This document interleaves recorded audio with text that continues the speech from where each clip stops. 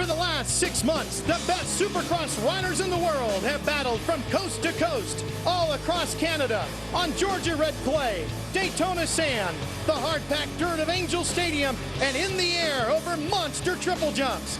Now it's time to get the party started, live from Sam Boyd Stadium in Las Vegas, Nevada. Hi everybody, I'm Ralph Shaheen alongside former Supercross Series champion Jeff Emig. Welcome live to Las Vegas and our Progressive Direct pre-race show. It has been a tremendous season of Supercross racing, and we're going to wrap it up with an outstanding broadcast for you. We'll have a look back at the season that made history, and we'll talk about James Stewart winning the championships, and we'll be with you from the drop of the first gate to the last checkered flag live here tonight in Vegas. Well, the championships are all wrapped up. James Stewart won 2, Ryan Villopoto and Ben Townley took the lights class titles. So Jeff, what are we racing for here tonight? We're racing for pride once again. I mean, James Stewart's the champ. He's got a stranglehold on the Supercross class, and I don't think he's going to disappoint. He's going to go out and win another one. I think we got some of those guys, Milsaps, Grant, some of those guys coming in, want to get a podium finish, but East-West shootout, we got some young guys really wanting to establish themselves in Supercross. There's going to be some serious fireworks there. It's a huge sports weekend all across the country with the Kentucky Derby and the big De La Hoya Mayweather fight just going on down the road on the Strip.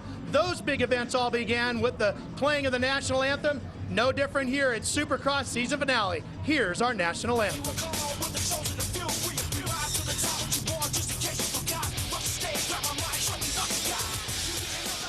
Ladies and gentlemen, Miss Gloria Fontenot. Oh, say, can you see by the dawn's early light what so proudly we hailed at the twilight's last gleaming, whose broad stripes and bright starlight, that our flag was still there. Oh, say does that star-spangled banner yet wave?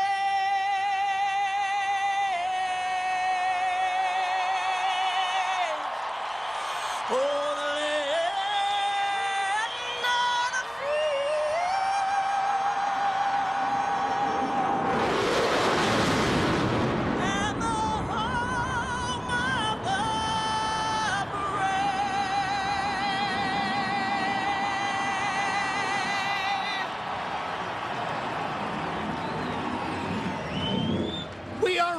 to kick off the season finale live here on Speed.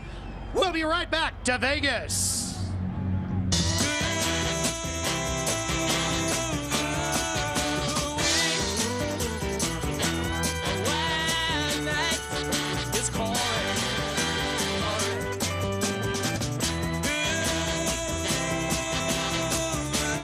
Weekend it was for you last weekend. How has this week been for you? The week has been like a normal week, far as I prepared the same, I trained the same, and I'm excited, it feels good to be a Supercross champion, and not too many people can say that, and now I can.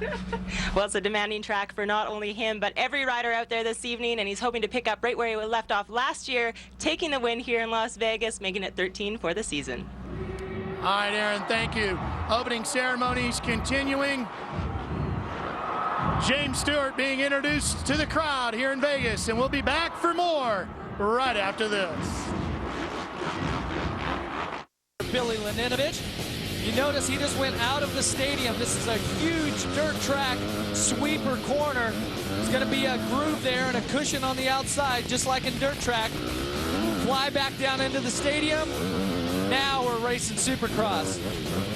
Really tough rhythm section. It's going to be 2 or 3 different ways to jump it. Now you make your right hand. Nothing more definitive in Supercross than the whoop section, and these whoops are hard, they're slick, they're going to be huge cups, rocks coming out of them. It's going to be what I think is going to be the most difficult whoop section of the season. A couple of on-offs here.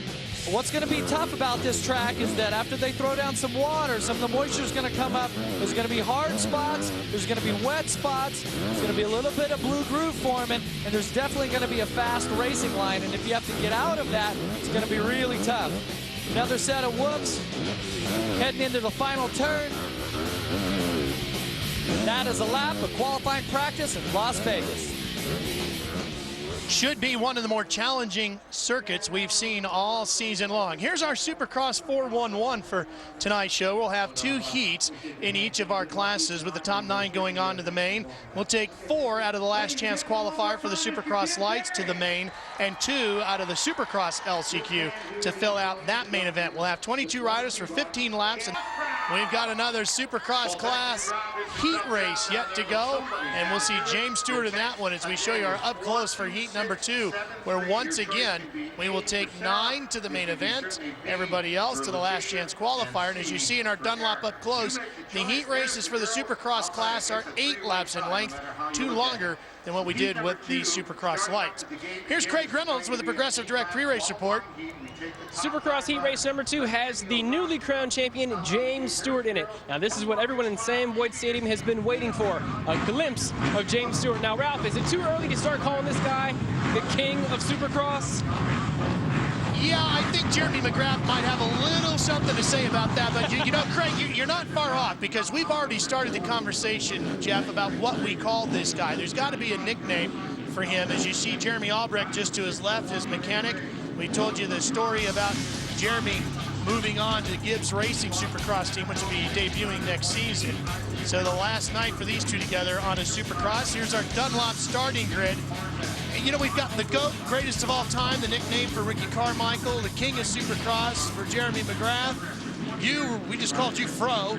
Yeah, well, I think James Stewart's being called the fastest Supercross. To the first turn first, coming down Thunder Alley, James Stewart just poured it on, blasted by the inside. It looks like Brock Sellers has gotten a very good start as well. He's in third on the 18, coming through the first couple. In the record books, go back to having fun, flying around the track. This guy is incredible on a Supercross track, no doubt about it. We get a look at James's dirt track style. So smooth on the throttle through there. Rear wheel was spinning. He's about quarter throttle. Just got the rear wheel kicked out 3 or 4 inches. Great technique. Tim Ferry, what a year he's had on the number 15 factory Kawasaki. Really has seen a rejuvenation of his career this year. Well, and you just seen Ferry tripling into the turn there. He actually upshifted twice.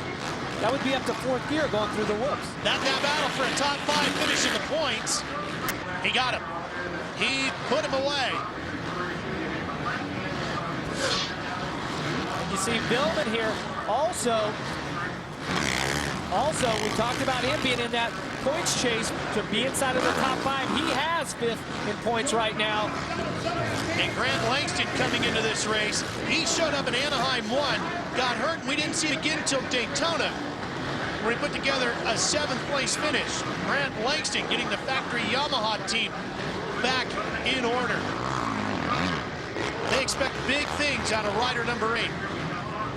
Former light Supercross champion. He's one of those riders that he works super hard, and when he gets on the track, he's just all aggression. And he's got one goal in mind, and that's getting to the front. This year he's had a little bit of trouble getting into a rhythm, but here lately, he's got the Yamaha dialed in. Velman can feel the pressure. Langston has literally won everything there is to win in the lights class around the world. Former world champion in the lights class, and won all of the championships here in the U.S. One of the first riders to do that. Now he's chasing down David Velleman as they battle it out.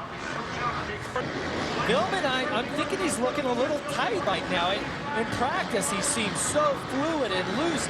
And right now, it seems like he's kind of racing behind him, racing beside him, not really racing forward, trying to keep his position.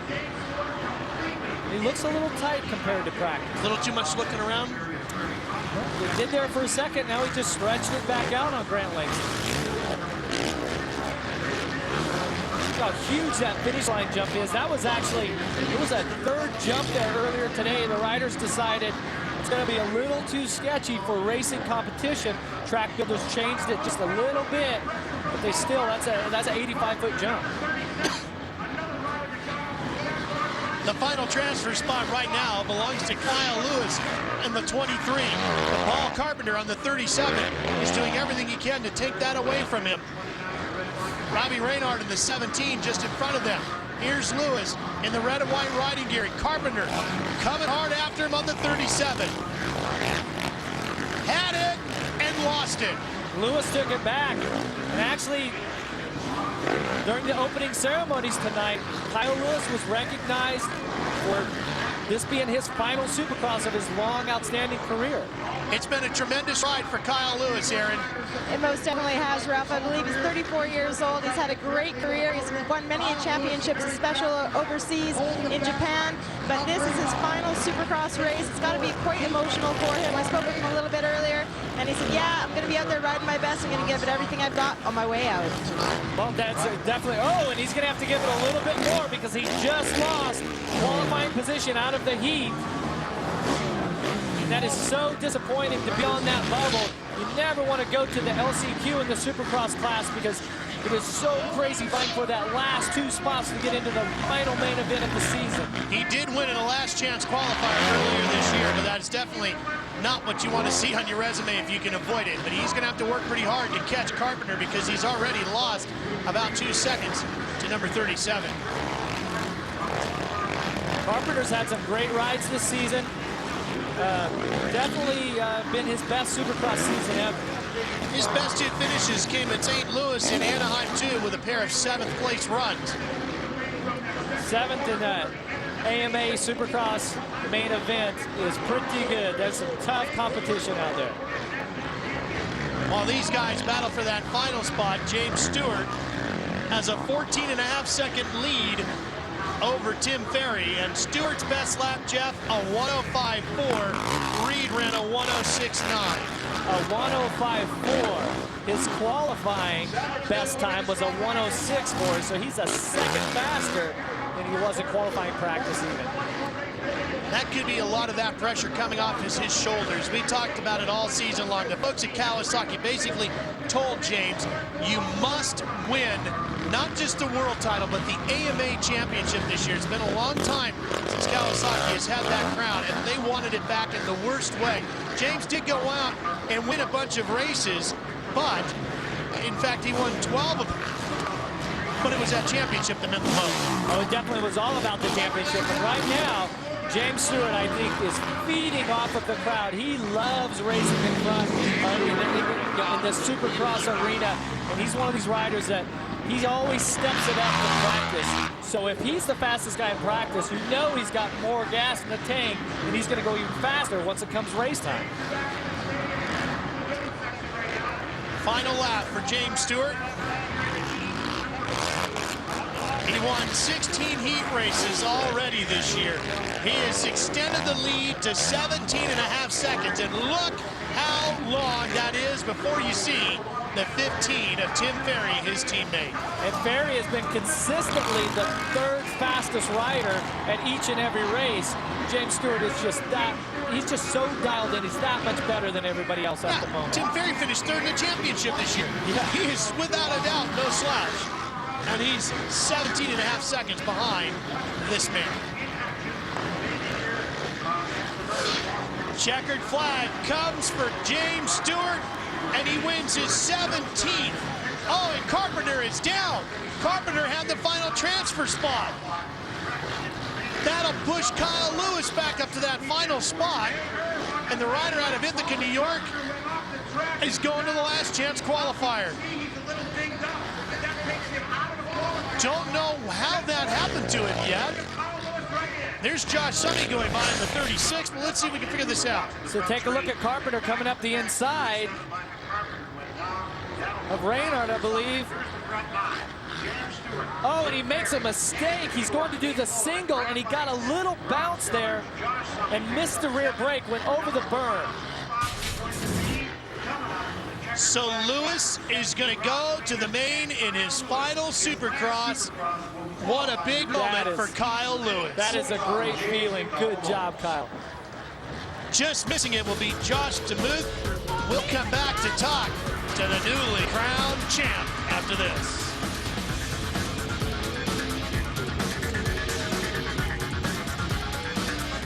Easy out there, James. This morning you had mentioned something that this track looks something like a video game. How challenging is this track for a champion such as yourself?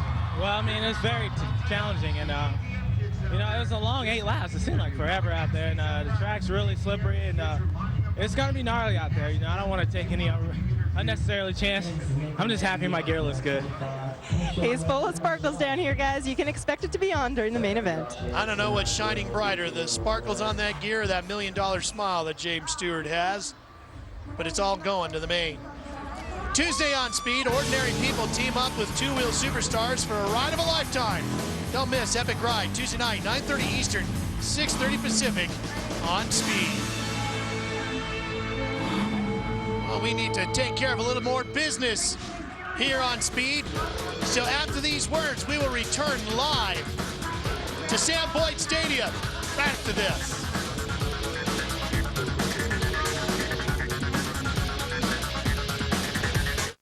Jeff Emick, Aaron Bates, and Craig Reynolds with you live from Sam Boyd Stadium in Vegas, the final main event of Supercross, and we are ready to go racing with the Supercross class. So here's a Progressive Direct pre-race report from Craig Reynolds. Just like we saw in the Supercross lights, all the heavies are on the inside of the gate. You've got James Stewart, probably the heaviest of the heavy. We've got Chad Reed, and maybe the sleeper of the Supercross main tonight. We've got Kevin Windham all the way on the pole. That's what's happening up here. Aaron Bates has what's happening down on the track. Well, guys, all the Supercross riders have just made their way around their final parade lap for the evening to line up at the starting gate. They got to take one more look at just at how the conditions of the track are holding up. As you can see from earlier on this afternoon, they have started to deteriorate quite a bit. The conditions are being blue-grooved and they're starting to get extremely slick. But as the evening progresses and the condensation rises from underneath the dirt, it's starting to make the track conditions that much more slick.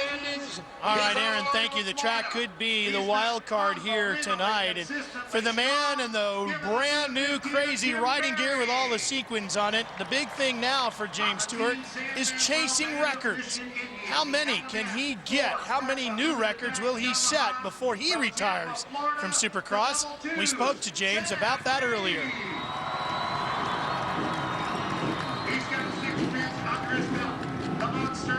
Well, let's go now to our Supercross up close as James Stewart gets ready to go main event racing.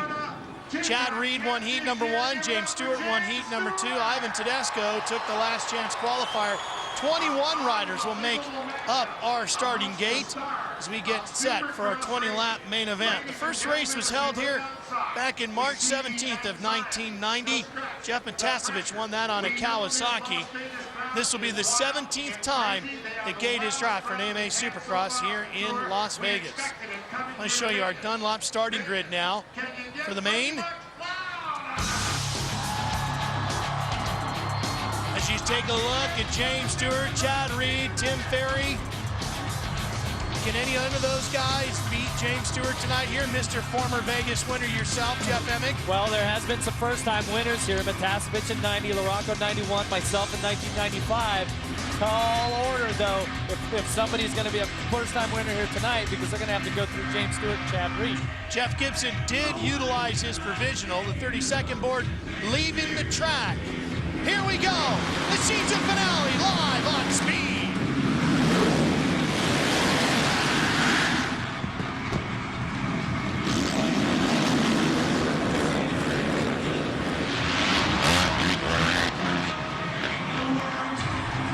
James Stewart gets his third whole shot of the 2007 season.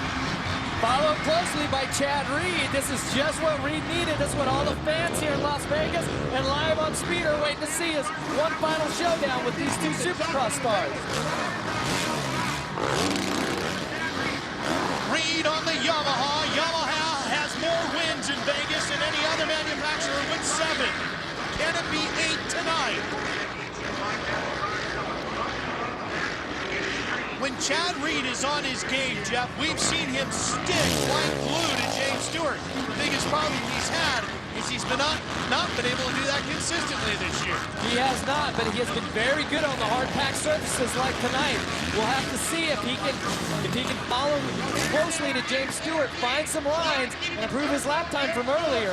But James really has had the ability to stick the insides of the turns like here on the sweeper. And on this KX 450, these Kawasaki factory bikes tend to run on a very low RPM, so they don't have a lot of rear wheel spin. Look at Reed coming after Stewart. Into the whoop section. And Chad Reed right now has the opportunity to make up for last year for that third place at the final event where it was a similar showdown. Ricky Carmichael was in the mix, but he came up just a little bit short. Here tonight, he has a chance to pressure James Stewart, try to make James Stewart have one of those little mistakes that he's been prone to have. Stewart, you think a little surprised he hasn't been able to shake Reed yet? Well, he seems like he's got this part of the track inside of the stadium dialed. Outside on the sweeper, Chad Reed has been very fast there all night, all day. Here's where Reed has been excelling. But Stewart with a bit of a lead going in there that he didn't have on the last lap.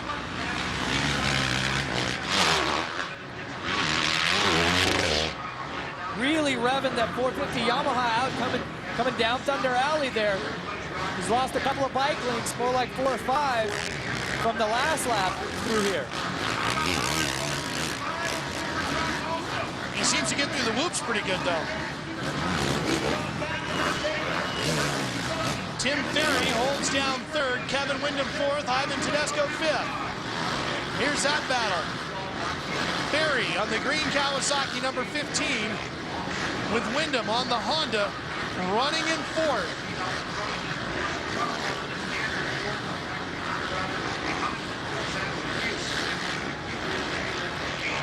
While the battle for the lead settles down, this one starts to heat up. Look at Windham get through that whoop section. Very good through there.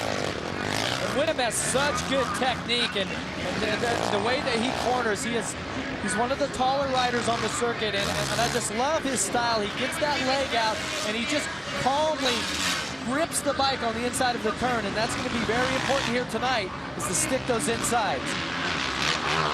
Jeff, you talked about technique. When you watch these guys go through the whoop sections so fast, it seems like the technique really is just to hold it wide open and hope for the best. What are they trying to accomplish as they rip through the whoop? Well, let's watch these guys right here. You see the bike bouncing front to back. What they're trying to do is carry enough speed and use their technique and their body position to keep the bike flat across the tops of those whoops with a lot of momentum. Incredibly difficult to do, but these guys so good at it. Watch Windham, see how he got on the brakes and calmly stuck the bike down on the low side. That's what allowed him to pull right up on the back. Davi Milsaps, Jeff. Davi Milsaps down hard. The rider number 118 at the end of a whoop section there, and the Asterisk medical crew right there to assist Davi. That's a yellow flag section. Now the riders will just have to go slow through that section, but it's green flag racing everywhere else as we go back to see what happened to Milsaps. See Milsaps coming out of the turn, clicking. Oh, he's jumping through the whoops. Got a little kick right there. Got another kick. Front wheel catches and tucks on him. Bike rolled right over that left leg. And that left leg has been injured with a broken femur. He's got knee issues there. And Davi has been spending a lot of time recovering from those injuries. A very talented young rider, winning one of the Lights Championships last year on the East Coast. Meanwhile, a fourth of the way through this main event, and James Stewart has opened up a 4.5 second, almost 5 second lead over Chad Reed. Oh, and you see what James Stewart just did there. The whoop section before the finish line. Nobody has done it all night. Comes through, hits the double with so much momentum, and actually jumps the whole final whoop section. We'll check that out again as he comes through the next lap. By making up time on sections like that, it allows him to rest on sections like this. Keeps the body fresh, keeps the forearms and the hands good, allowing him to ride much more fluid. And there won't be much rest for this champion when this race is over. The Supercross season ends, but the outdoor motocross season begins in 2 weeks in Sacramento at Hangtown. Of course, Speed will be the home of the entire outdoor national motocross season. You'll see it right here on Speed, and we're thrilled to be bringing it to you for the first time this coming season. You can see James Stewart has just stretched out a full straightaway lead here. Here's a good battle. This one between Ferry and Tedesco. Windham has moved up to third around Ferry, and now Ferry on the factory Kawasaki has his hands full of the factory Suzuki of Ivan Tedesco. Jeff, without a doubt, the best night we've seen for Ivan Tedesco this year. Well, no doubt about that, and he knows that fifth in the championship, you know, there's a cutoff after first, a cutoff after third, and a cutoff after fifth, and right now, he's got enough points on film, and right now, Davi Milsaps up and walking away. Doc Bodner assisting there. Boy, that is great to see the crowds responding, definitely giving him an applause. They appreciate how much these Supercross racers, how much they risk their body and everything to go out and perform for them.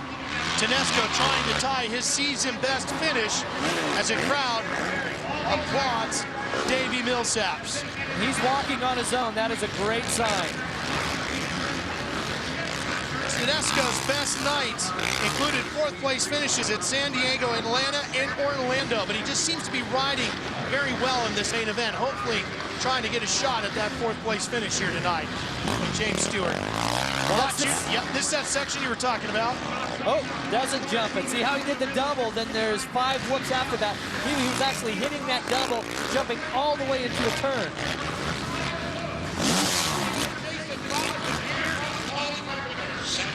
Gotta love that style. Hit the jump, very relaxed, kicks the left foot out.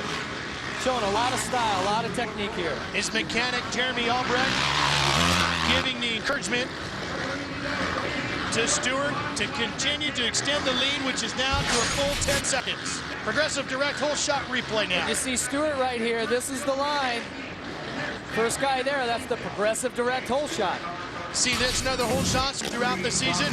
Visit holeshotheaven.com. What a great way to cap off the series here. Ooh, as Stewart lands off the side of the track. Definitely, once again, dominating. He's on cruise control right now.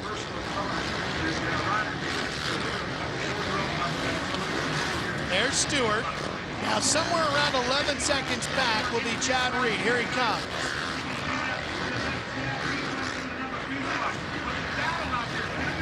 Reed telling us earlier today, Jeff, not sure if he's going to run any outdoor nationals, but he is planning on taking some time off.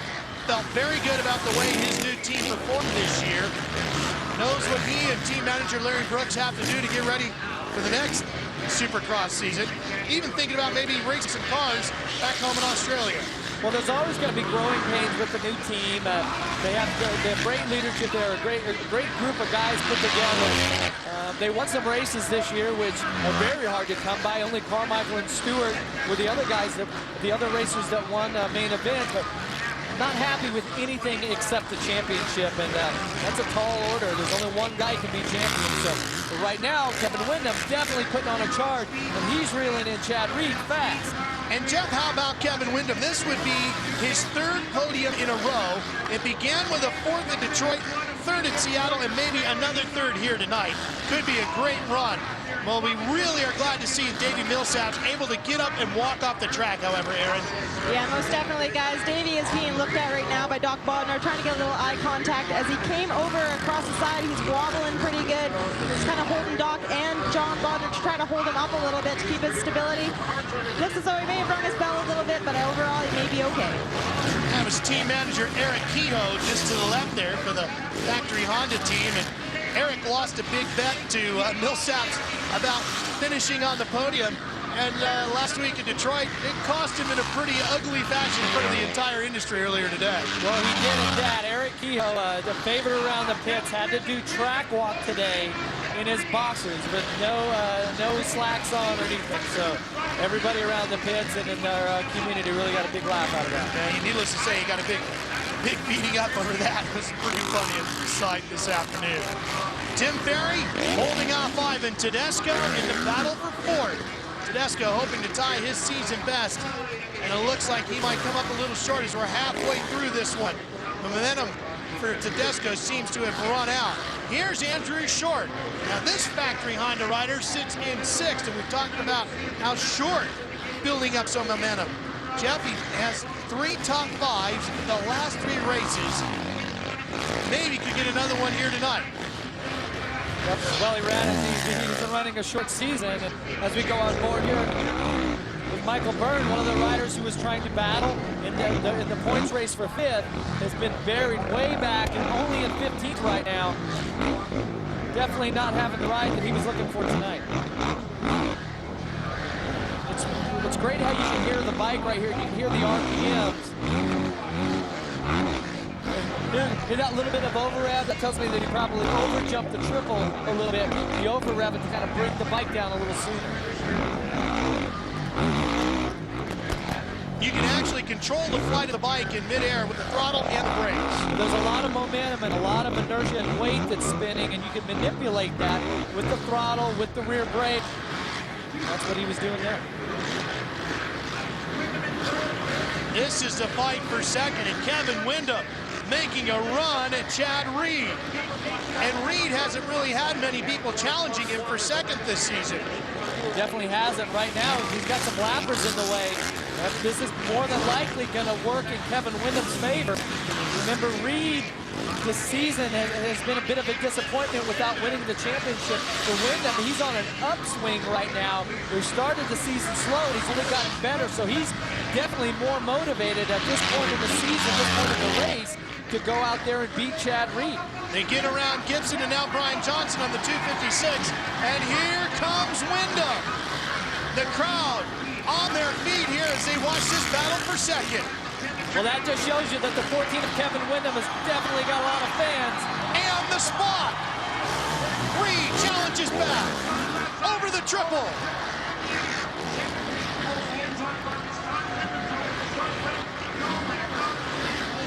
It's a pretty good run by Windham there. There's only a couple passing spots available, and I think that the whoop section here, this next one, Windham's been cutting down low here. Classic Windham style and driving down the left side. Boy, he is awfully fast through that whoop section.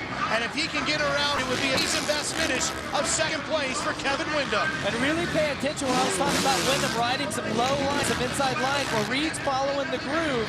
And Windham has the ability right there. He stayed low, shortened the track up. It looked like Reed made a bit of a mistake getting into this fast sweeper. Back into the stadium. Windham all over him. Crowd is definitely into it. We'll see if he can make another move here in the whoops. Aaron, this is a tremendous fight for second. As we're able to see it earlier this afternoon when I was talking about tire selection and how it may be key. Kevin Windham, for instance, is one of those riders today where they're using a wider tire to try to provide them with a little bit more traction. That may be what's helping him out tonight, or it might just be the fact that he's got his mojo back halfway through the season. I like it. Windham is definitely on mojo. Was off here in final Supercross main event of the year.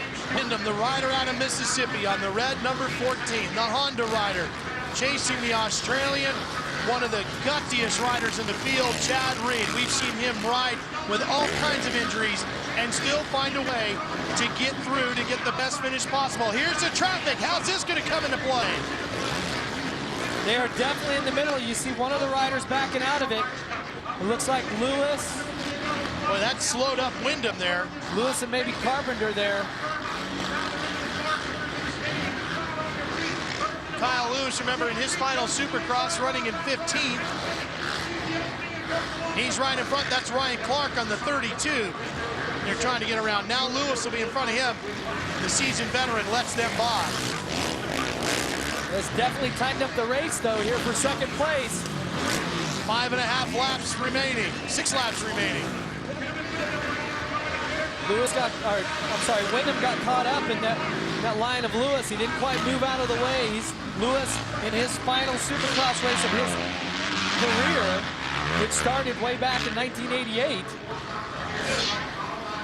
While these two battle over second place, we check in with James Stewart, who has checked out. Yes. 15 seconds in front of Chad Reed is James Stewart. Now, you wore a lot of unique riding gear in your day. Pink, I know, was a part of your color scheme. How about sparkles like that? Do you ever wear rhinestones? Never wore any sequins or sparkles, but you know, like we said, if you wear pink and white, you have to go out and win the race. You'll get a real showing when you get back to the racetrack. But I mean, what a great payoff for the Kawasaki team. James Stewart, his mechanic Jeremy Albrecht, which we announced this is going to be their final Supercross together as a team, with Jeremy Albrecht as his mechanic. And it's got to be a real special one here to have this final, his final win here for his career as a mechanic. That pink and rhinestone riding gear would have gone great with your mullet, though. I will give you credit for winning the first ever electric Supercross the other night here in Vegas. Congratulations on that, bro. You're still winning races. Way to go. James Stewart on his way to another big win here tonight with 5 laps left here at Sam Boyd Stadium and the 2007 Ant-Mole Supercross Series. And there is Jeremy Albrecht, nicknamed J-Bone, watching. A guy that you worked with quite a bit. Well, definitely, I gave J-Bone, we invited him to be my mechanic in 1996 when we joined Factory Kawasaki. He was a good friend of mine long before that. His qualities as an individual's qualities as a mechanic is somebody that I wanted on my team, and together we accomplished 3 championships, 2 outdoor motocross championships, 1 supercross championship, and then he moved on here the latter stages of his career as a mechanic to work for the fastest rider on the planet, James Stewart. Been very successful. A lot of that has to do with Jeremy's character and how he works, not only on the bike, but how he relates to the rider and how he prepares you for the race. Oh, Tim Ferry, his Kawasaki having issues, and Ferry has fallen down, has gotten going again, but he had a great shot at even maybe making the podium, and Ferry now finds himself in 6th. He was chasing Reed in Windham, battling with Ivan Tedesco. And what a great season Tim Ferry has had. He's going to finish 3rd in the championship, both on the world title and in the AMA series. Well, even though this might be a bit of a disappointment for Ferry right now, he has had a great season. Just resurrected his career, and Kawasaki gave him an opportunity. They knew that in the past, Timmy had been a championship caliber rider, former East Lights champion, and he did not disappoint this year, and he has been such a great compliment to James Stewart, and Stewart winning the championship.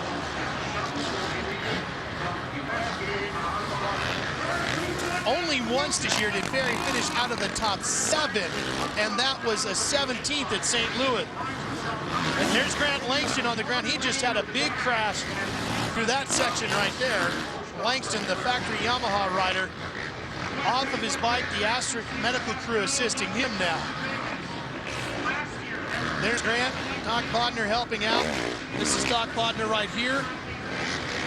Eddie Casillas on this side. And it's amazing how well the Asterisk medical crew, how great a job they do. In the past, we didn't have that, and it's such a great compliment to such a demanding and a physical sport like this. Langston's down, they are on the spot instantly. And very comforting to the riders to hear those familiar voices, to see those familiar faces when your world has just gone upside down.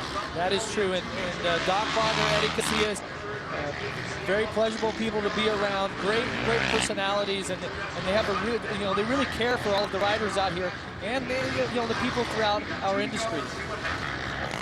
James Stewart on his way to another victory here in the 2007 season. One more to add to the record books, and the record books is what James Stewart is going after next. Well, he definitely has record a bright books. future. That's one thing. I look forward to now. When I won my first won Lights title, I won that, and then I started trying to look how close I was getting to records, and now it's like Barry Bonds and A-Rod, the way their stats are from the age and age. I feel like I have a good chance if I put my head down for the next few years to be able to break some records. So I look forward to trying to do something like that. Jeff, you mentioned baseball, and of course the home run record is the biggest record there. In Supercross, is it the most wins that Jeremy has? Most wins is one thing, but I think Jeremy McGrath's 7 championships, AMA championships, is such a tall order because there's so many things have to go right for you to achieve that. And remember, Jeremy won 4 in a row, his first 4 seasons in the Supercross class, and then he backed it up with another 3 after mine. So very impressive, but definitely something that I think is obtainable for James. And that's the AMA championship. We need to make that distinction. 7. James has 2 World Supercross GP titles now and 1 AMA championship as he does the big heel clicker in celebration here. James Stewart on his way to main event victory number 13 here in 2007. Celebrating here in Sam Boyd Stadium. I don't think I've seen a rider that's been so dialed in as James here lately. This is an awesome win. His 13th win in the 2007 season for James Stewart as he wins in Las Vegas.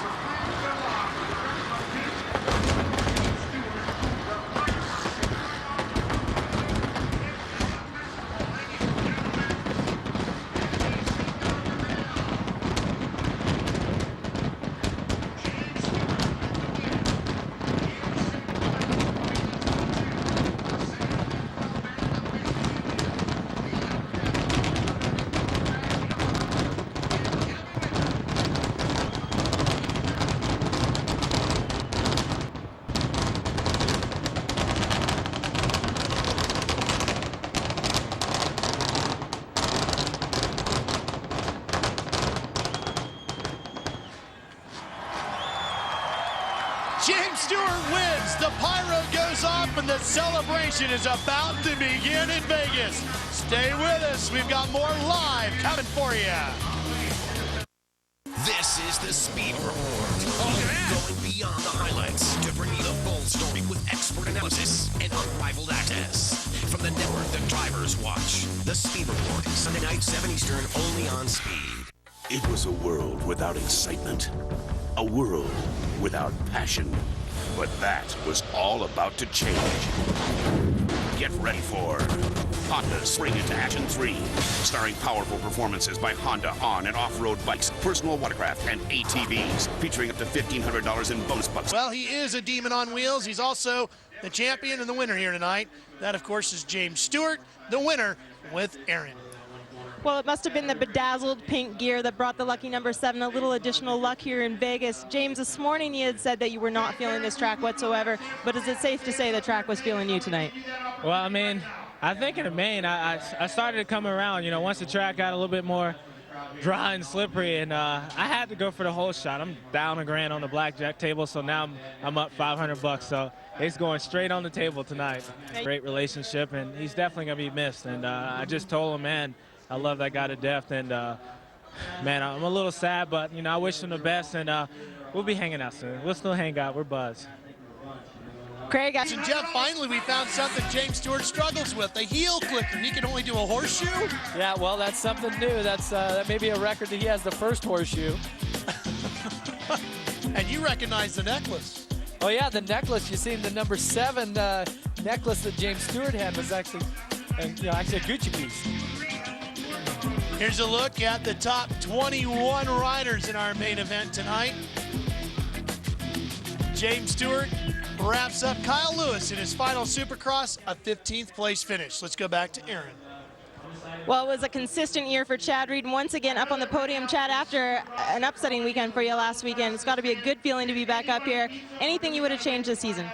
Nah, you know, I almost had the whole shot there. I got an awesome jump, got down there, and I just went in there a little too hot, and James snuck around there. And man, I wanted to get that number 7 whole shot, but it didn't happen. I want to thank the whole team, all the guys at L&M. They were awesome this year. They were a lot of fun to be around. And Sam and Well, Unbound, Thor Parts, Yamaha, Bridgestone, Scott, and I want to say hello to everyone on TV. And Brian and Sharice, thank you so much. Love you guys. Chad. For the Supercross family, here is the final World Supercross GP point standings. James Stewart retains that crown. Chad Reed finishes 40 behind. Tim Ferry third. David Villeman, pretty good. Ricky Carmichael stayed in the top 10, even though he didn't run the full season. He does the same in the AMA standings. There's been a change inside that top 10, Jeff. Yeah, top 5. Ivan Tedesco actually battled his way in the final race. He ended up 5th place in the points and took that spot away from David Villeman. Michael Byrne, who was in there also, stayed right in 7th. Well, So how you gonna do it? I'm gonna trade this life for fortune and fame. I'd even cut my hair and change my name. Cause we all just wanna be